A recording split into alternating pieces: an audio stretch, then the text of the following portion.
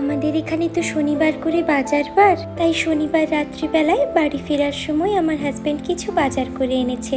আমি শুধু আলু, পেঁয়াজ আর টমেটো আনার কথা বলেছিলাম, আর বলেছিলাম তোমার পছন্দ মতো কিছু সবজি তুমি নিয়ে চলে আসবে। তো আসার পরে দেখছি আলু, পেঁয়াজ আর টমেটো এনেছে, আর সেই সঙ্গে আবার ভেন্ডি, পটল, লেবু আর দেখছি এঁচড় এনেছে। এখানের বাজারে এঁচড়ও কেটে বিক্রি করে, তা দেখছি কাটা এঁচড়ে নিয়ে এসছে। তাই আমি রাতে সব সবজিগুলো গুছিয়ে দিয়ে এঁচড়গুলোকে ভাপিয়ে রাখবো বলে একটা সসপ্যানে আগে খুব ভালো করে সর্ষের তেল মাখিয়ে নিয়েছি। তারপর ওতে জল দিয়ে নুন আর হলুদ দিয়ে ভালোভাবে ফুটিয়ে নিয়ে কাটা এঁচড়গুলো দিয়েছি। খুব ভালোভাবে সিদ্ধ হয়ে যাওয়ার পরে এঁচড়গুলোকে ছেঁকে নিয়েছি। এইভাবে রাখলে আমাকে ওই আঠা এঁচড়টাকে ফ্রিজে ঢোকাতে হলো না, আর পরের দিন রান্নার জন্য একটু স্টেপ এগিয়েই থাকলো, তাতে আমার কাজে বেশ সুবিধেই হবে। আর এর পরের দিন মানে রবিবার সকালবেলায় আমি ভেবেছিলাম যে আজকে ডাল, ভেন্ডি ভাজা, কুঁদরি আলুর পোস্ত আর মাছ ভাজা করব। তাই সকালবেলাতে ডালটা ধুয়ে আমি সেদ্ধ বসিয়েছি, ডাল করব।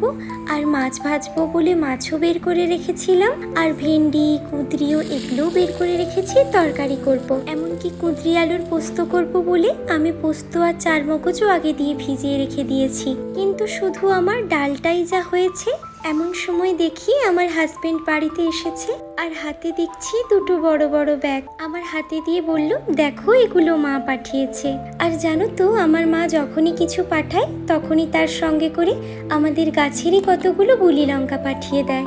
দেখলাম পাঠিয়েছে লাল শাকের তরকারি, আর সঙ্গে করে আবার দুটো ডবল ডিমের অমলেট করে দিয়েছে। আর আমি আগের দিনই মাকে বলেছিলাম যে এঁচড় এনেছে বলে, তো সেই শুনে পরের দিনই মা আবার চিংড়ি মাছ পাঠিয়ে দিয়েছে এঁচড় চিংড়ি বানানোর জন্য। আর দেখছি আবার পোনা মাছ পাঠিয়েছি, আর সেই সঙ্গে মাছের ডিমও পাঠিয়েছে। আর দেখলাম আর একটা কৌটোয় করে 4টে বড় বড় চিকেনের লেগ পিস পাঠিয়ে দিয়েছে। বলেছে একদিন বিরিয়ানি করো এই চিকেন লেগ পিস দিয়ে। মা তো বিরিয়ানির জন্য চিকেন লেগ পিসগুলো পাঠিয়েছে, কিন্তু আমার হাজবেন্ড দেখেই বলছে ঠিক আছে, মা যখন বিরিয়ানি করতে বলেছে তাহলে দুটো লেগ পিস দিয়ে বিরিয়ানি বানাবো, আর বাকি দুটো লেগ পিস দিয়ে আমি চিকেন তন্দুরি বানাবো। তারপরে আমি সব মাছ মাংসগুলো কৌটোয় ঢুকিয়ে ফ্রিজে রেখে দিয়েছি। এ তো গেল খাওয়ার আর মাছ মাংস। এরপর আর একটা বড় ব্যাগে করে দেখছি পাঠিয়েছে আরও একটা বড় জার ভর্তি আচার। আগের দিন যেটা পাঠিয়েছিল সেটা তো আমার মা বানায়, আর ওটা একটু এই কাসুন্দি মতো। আর এই আচারটা হচ্ছে মশলা আচার, এইটা আমার দিদা বানায়। ভীষণ ভালো বানায় দিদা এই আচারটা, আমার খুব পছন্দের আচার এটা। আর আজ এতটাই, টাটা।